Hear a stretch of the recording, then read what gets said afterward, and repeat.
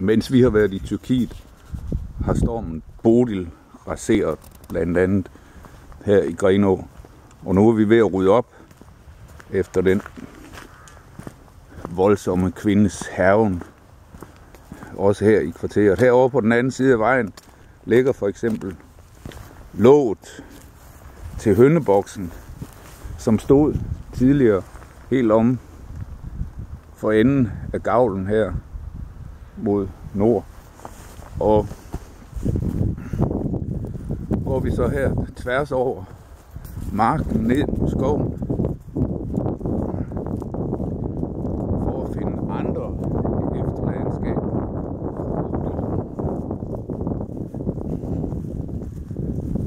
Birgitte har fået øje på noget, og med hastige skridt har hun nu gået allerede over 100 meter gennem højt græs ned ad skråningen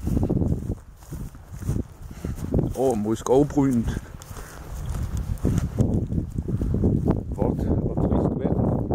Trods alt ikke oversvømmet heroppe på et af Grenaas højeste bakkedrag. Og hvad finder vi så her? Her ligger resten af hønneboksen. Man kan se 1,5 meter høj boks, der vejer flere 100 kilo. Det gør den så ikke, men det er i hvert fald 20. Og bunden mangler desværre. Ja.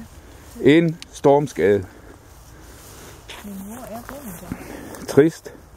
Nu er vi på jagt efter bunden.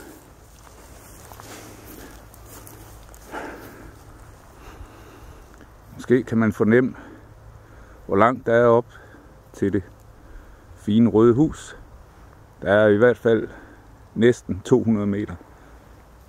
Men du søger udloves til dem, der kan finde en bund til en hønneboks.